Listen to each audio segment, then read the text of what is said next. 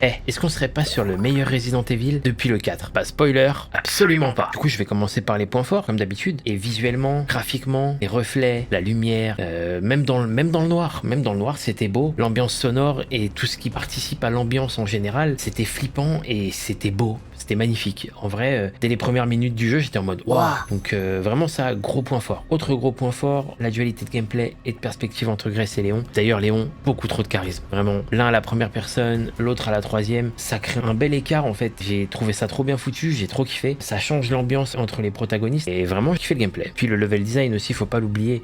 C'est un point fort dans les Resident Evil. Mais j'ai bien kiffé parcourir les différents niveaux. Et ouais, franchement, le level design, gros point fort aussi. Mais bon, comme j'ai dit, j'ai des choses à dire et il y a pas mal de petits soucis de cohérence, vraiment. Alors attention, micro spoil. Grace, c'est une analyste du FBI. Et je dis bien analyste, pas agent. Elle se fait envoyer sur le terrain par son chef, solo. C'est pas pourquoi je compte avec mes doigts, mais solo. Là où sa mère a été tuée. Et ça, c'est au tout début. Déjà, c'est pas logique. Il y a une couille dans le pâté, comme on dit. Déjà, pour moi, ça a été bizarre dès le premier moment. Et parfois, Grace, elle prend des décisions qui sont un peu débiles. Elle fait des choses où je suis en mode, mais elle travaille au FBI, elle est analyste du FBI. Il y a un moment, il y a un corps. Il est mort. Ça se voit, il n'y a pas besoin de parler, il est décédé. Elle va à côté de lui et elle lui prend son pouls et elle nous fait remarquer qu'il est mort. Et j'étais en mode,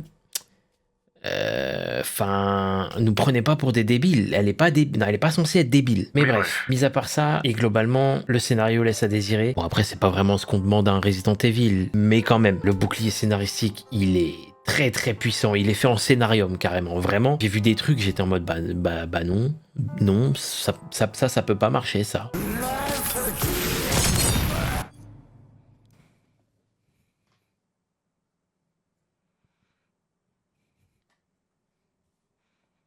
Alors là, ce que je viens de voir faut aller se faire enculer. Voilà, je le dis, faut aller se faire foutre. Ça, c'est pas vrai. Ensuite, il y a Zeno, l'un des antagonistes du charisme. Il sert à rien. Et le bad ending est bâclé. C'est dommage. J'aurais aimé qu'il y ait plus d'impact. Voilà, c'est tout pour les points faibles. C'est un bon jeu. Moi, je me suis bien amusé dessus et j'ai kiffé explorer les différents niveaux et tout. En plus, il y en a qui jouent sur la nostalgie d'ailleurs. Donc, vous verrez, faites-le. Mais ils souffrent de toutes ces petites choses qui te sortent du truc en fait. Et c'est dommage, mais je vais quand même lui mettre un très gentil 14 sur 20. Ça aurait pu mériter moins, mais 14 sur 20, c'est la note que je lui donne parce que je me suis quand même amusé dessus. D'ailleurs, dites-moi dans les commentaires, vous lui auriez mis quelle note, ça m'intéresse. Et dites-moi aussi, c'est quoi votre licence ou votre jeu d'horreur préféré. Venez, on débat de ça dans les commentaires, on en parle et tout.